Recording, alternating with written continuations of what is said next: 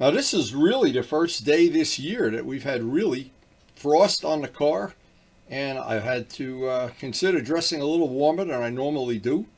But of course, it's always worth it. And what I did the night before is I wanted to check the weather. I wanted to make sure that we weren't going to have frost on the roads or anything. Because where we ride up north of here, it's usually about 5 degrees colder. And so a lot of times when we have frost here, they have ice up north. Got to take that into account.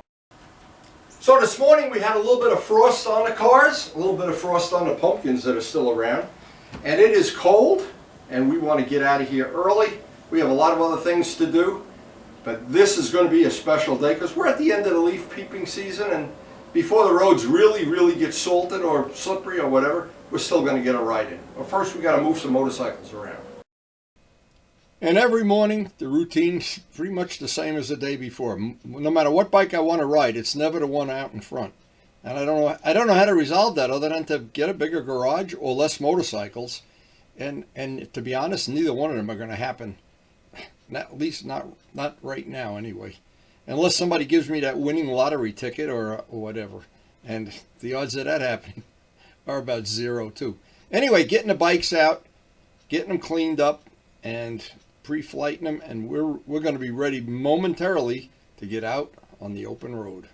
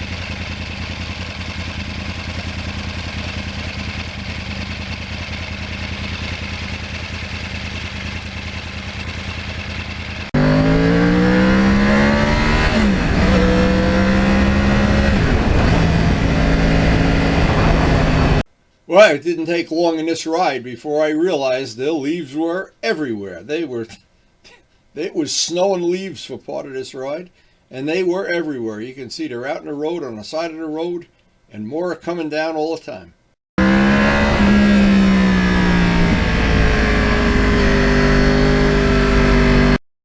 And anytime you want to work on your riding skills, just go into a street like this that's covered with leaves, and then grab the front brake as hard as you can and see what happens.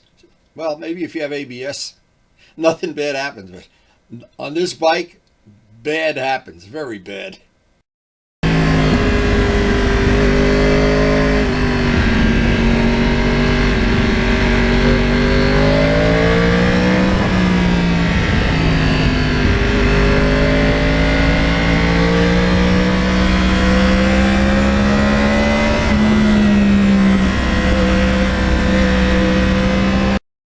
Now I refer to this as a unique R1. It looks very stock from far away, but as you get closer, you see awful lot of little changes, and they're all done just to suit me, personalized.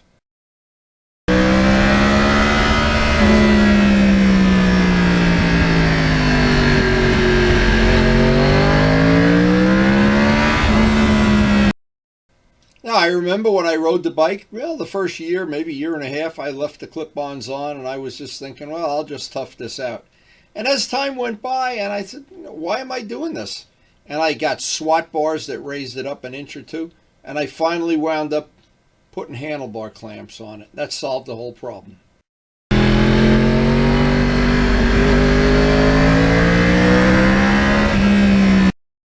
Now, our friend Stephen Walker down under in Australia, he's busy converting. He has an R1 and he wants to put handlebars on it.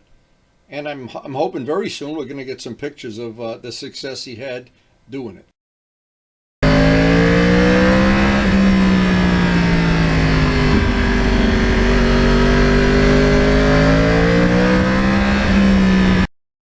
And whenever I add a bike to my collection, I always think the most fun is going to be to personalize it, get it to fit my ergonomics, get it to suit my riding style, and then ride the wheels off it and you see if you really like it.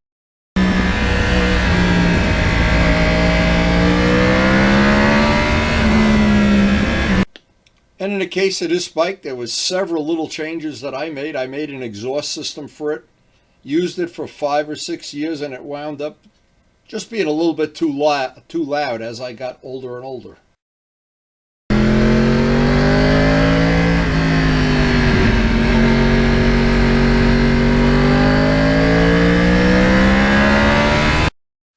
I also made changes to the gearing. It's geared just a little bit higher than a stock bike would be, and it's got a sprox on the back. It's a sprocket that's aluminum in the middle with a steel ring with teeth. It's a really, really high-end, nice accessory, and it has really stood the test of time well.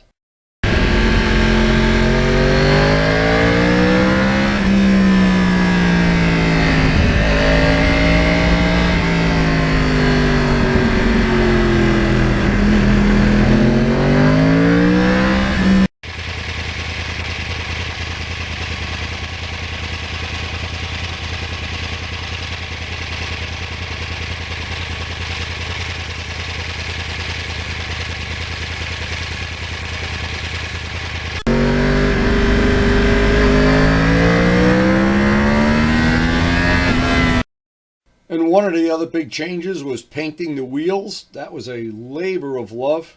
I think that spanned over 100 hours to do it. It's all on video, all on the channel. And at the end, it totally changed, to me, the look of the bike.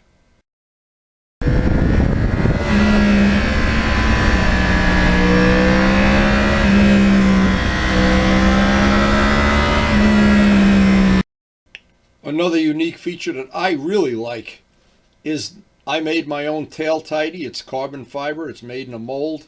I made them for 2 bikes already out of the same mold. It's worked perfect.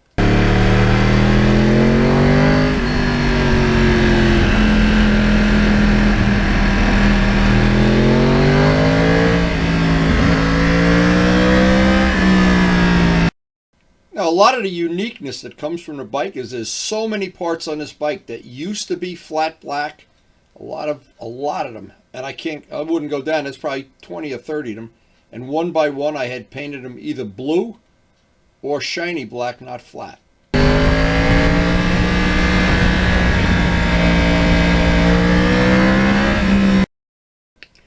Another unique part, the headlight replacement part. It's carbon fiber in the nose fairing. That was talk about a labor of love, and that is a part not available anywhere on the planet. I have the only one.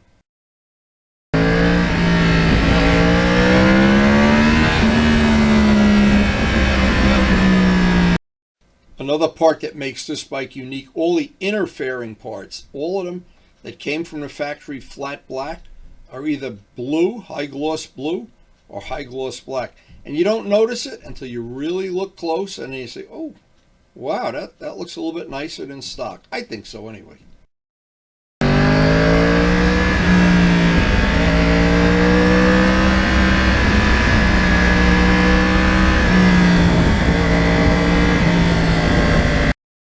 Another thing that makes this bike unique for me is having mirrors you can look at and see behind you.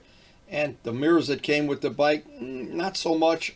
And I tried several replacements before I found the ones to make this a safe bike.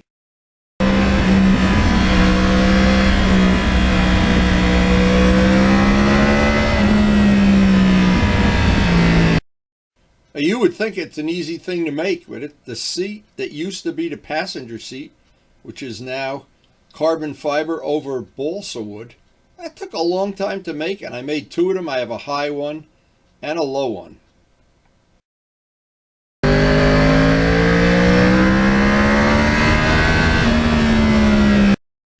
Now, when you make a bike your own, you make it unique, and at the end of it, like right now, I jump on this bike, and it is my bike. It fits me to a T. It's molded around me. The bars are comfortable, and I love the performance.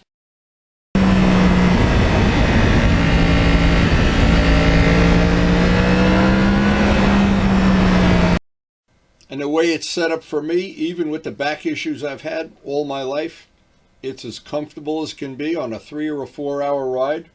And actually, it's more comfortable than some of the bikes that are supposed to be touring bikes.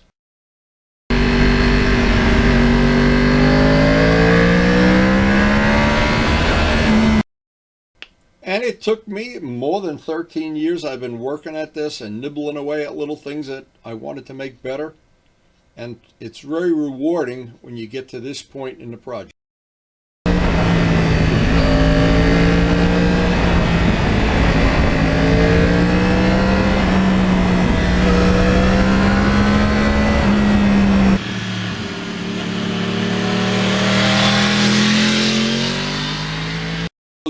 This was a long day, a relatively cool day, and the R1 never disappoints me.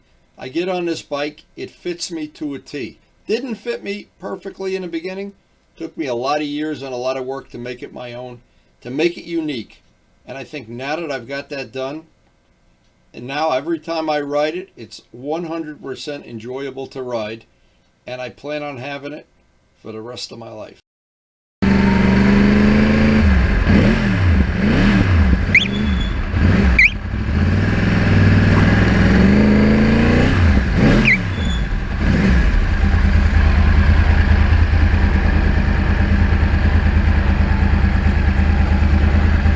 First really cool day of the year that I felt glad I had some extra clothes on. But the sun is out, not a cloud in the sky once again.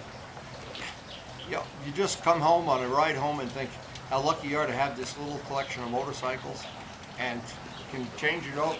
Doesn't get boring riding the same bike every day, and the scenery changes every day. So it's the best of all worlds. What it is no Groundhog Days, and I hate Groundhog Days. Anyway, and I do enjoy sharing the videos, editing them down, sharing them with you. I hope you enjoy them too. Now on our channel, we try to post something new every day, either a ride or some project we're working on, or summary of projects we've worked on in the past, or places we go, meetups, hanging out with the boys, hanging out with the girls. Hanging out with the criminally insane sometime. It's all fun. It's all good. Everybody's included. We never reject anybody's application for membership in the A-Team. All you have to do is pay your dues. And like motorcycles, have a passion for motorcycles. Anyway, this was a memorable day. A beautiful day scenery-wise. A beautiful day. This bike, now that I've got it my own, and it's such, in the beginning, it was such a job making this bike my own. But in the end, and I look at it, I lean into a corner now, and the bike is molded around me. And I'm so glad I got it to suit my needs.